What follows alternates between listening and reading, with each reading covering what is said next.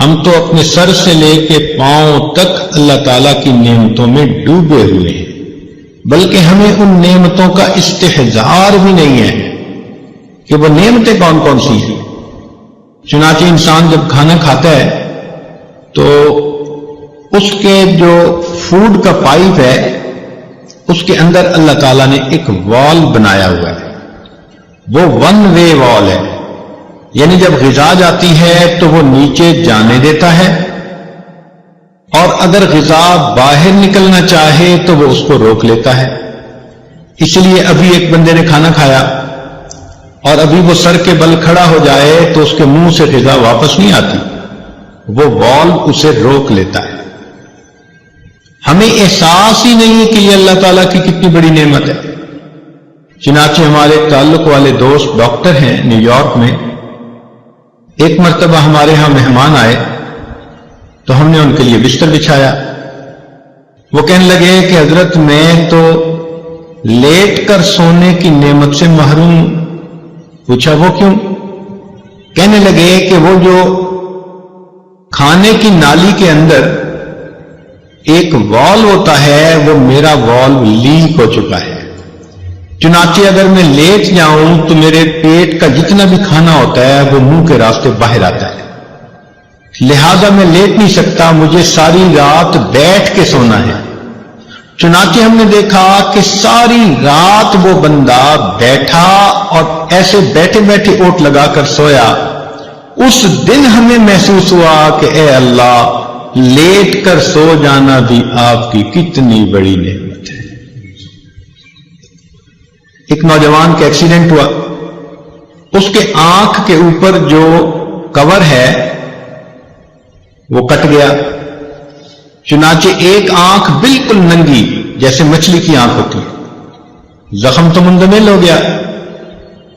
Doctor نے اسے کہا کہ اب آپ کو یہ آنکھ بار بار دھونی پڑے گی دن میں۔ کیوں؟ کہ ہوا کے اندر جو پولیوشن ہوتی ہے اس کی وجہ سے ڈسٹ کی ایک لیئر اس کے اوپر تھوڑی تھوڑی دیر بعد جمے گی تو آپ کو اسے دھونا پڑے گا۔ چنانچہ اس نے دھونا شروع کر دیا، ہر گھنٹے 2 گھنٹے کے بعد آنکھ میں پانی ڈالے۔ اب جب بار بار یہ عمل شروع کیا تو 1 مہینے کے بعد اس کے رخسار کا جو گوشت تھا وہ اتنا سینسٹیو ہو گیا کہ پانی کے لگنے سے درد ہوتی تھی۔ اس نے ڈاکٹروں کو کہا کہ اس مصیبت سے کیسے میری جان چھوٹ سکتی ہے؟ انہوں نے کہا کہ دیکھیں، اللہ تعالیٰ نے ایک نظام بنایا ہے کہ ہر انسان کی پلکوں کے نیچے ایک پانی کا سسٹم ہے، وہ آٹومیٹک تھوڑی تھوڑی دیر بعد پانی ریلیز کرتا ہے، اور انسان پلک چھپکتا ہے تو اس کی آنکھوں کی سکرین اس سے صاف ہوتی رہتی ہے۔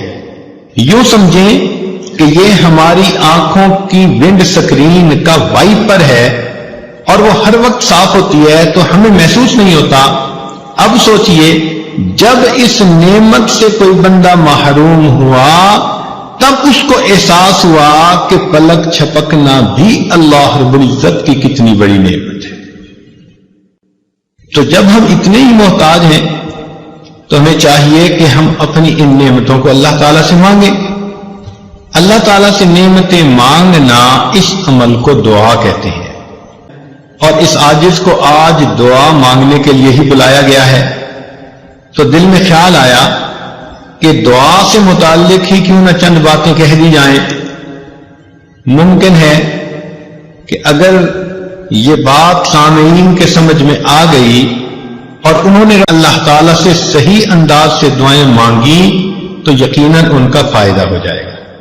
نبی علیہ السلام نے فرمایا، الدعاء مخ العبادہ، دعا عبادت کا نچوڑ ہے۔ جیسے کسی چیز کی کریم ہوتی ہے نا کوئی، تو یوں سمجھیں کہ دعا عبادت کا مغز ہے۔ اور دوسری حدیث پاک میں فرمایا، الدعاء هو العبادہ، کہ دعا ہی عبادت ہے۔ اللہ تعالیٰ خوش ہوتے ہیں جب کوئی بندہ دعا مانگتا ہے، اور جو نہیں مانگتا اللہ تعالیٰ اس سے ناراض ہوتے ہیں۔ چنانچہ ارشاد فرماتے ہیں، ملم یسأل اللہ یغضب علیہ، جو بندہ دعا نہیں مانگتا اللہ تعالیٰ اس بندے سے ناراض ہوتے ہیں۔ آج ہم مخلوق سے تو بہت کچھ مانگتے پھرتے ہیں اور ہمیں ڈھنگ اور طریقے بھی آتے ہیں، اللہ تعالیٰ سے مانگنے کے طریقے آج ہم نہیں سیکھ پائے۔ چنانچہ مخلوق کے مانگنے میں اور اللہ رب العزت سے مانگنے میں چند بنیادی فرق ہیں، ذرا توجہ سے بات سنیے گا۔ پہلی بات تو یہ کہ مخلوق سے اگر آپ بار بار مانگیں تو مخلوق ناراض ہوتی ہے۔ آپ دوست سے ایک دفعہ کوئی چیز مانگیں وہ دے دے گا، دوسری دفعہ مانگیں دے دے گا، تیسری دفعہ موڈ بنا لے گا، چوتھی دفعہ بولنا چھوڑ دے گا، اور پانچویں دفعہ آپ سے تعلق توڑنے کا اعلان کر دے گا کہ یہ کیسا آدمی ہے، ہر وقت مانگتا ہی رہتا ہے۔ تو مخلوق سے بار بار مانگو تو مخلوق ناراض ہوتی ہے، جبکہ اللہ رب العزت کا معاملہ عجیب ہے۔ بندہ ایک دفعہ مانگے وہ دیتے ہیں، دو دفعہ مانگے وہ دیتے ہیں، جتنی بار مانگے اتنی بار دیتے ہیں، بلکہ جو بندہ ہر چیز اللہ سے مانگے، ہر وقت اللہ سے مانگے، اللہ تعالیٰ اس بندے کو اپنا ولی اور دوست بنا لیتے ہیں۔ وہ فرماتے ہیں کہ یہ ہمارا ایسا بندہ ہے کہ ہمارے سوا کسی اور سے یہ مانگتا ہی نہیں۔ ایک دوسرا فرق یہ ہے کہ اگر ہم مخلوق سے کوئی مانگے تو کئی مرتبہ دے تو دیتے ہیں مگر غصے میں آ کے دیتے ہیں۔ مثال کے طور پہ ایک آدمی ڈرائیونگ کر رہا ہے، والدہ بھی پاس بیٹھی ہے، اب کسی جگہ ریڈ لائٹ پر اس نے گاڑی کو روکا تو ادھر سے کوئی فقیر بھی آ گیا، اس نے ونڈو گلاس کو کھٹکھٹایا تو اس نے اشارے سے کہہ دیا کہ بھائی معاف کر دو، مگر مانگنے والے بھی بڑے مستقل مزاج ہوتے ہیں، وہ پھر مانگتا ہے، وہ پھر مانگتا ہے، حتیٰ کہ آپ کو غصہ آتا ہے کہ یہ جاتا کیوں نہیں۔ اتنے میں آپ کی والدہ کہہ دیتی ہے کہ بیٹا اسے کچھ دے دو۔ اب ماں کے کہنے کی بنا پر آپ اپنی جیب سے 2 روپے نکال کر دیتے تو ہیں، مگر کتنی غصے والی نظروں سے اس فقیر کو دیکھتے ہیں، اور دیتے ہوئے یوں کہہ رہے ہوتے ہیں کہ جیسے بھائی لو اور دفع ہو جاؤ۔ تو دیا بھی مگر غصے سے دیا، بوجھ سمجھ کے دیا، مگر اللہ تعالیٰ کا معاملہ اور ہے۔ بندہ اس سے جتنا بھی مانگے، جب بھی مانگے، اللہ تعالیٰ کبھی بھی ناراض ہو کر نہیں دیتے، بلکہ ہمیشہ بندے کو پیار سے دیا کرتے۔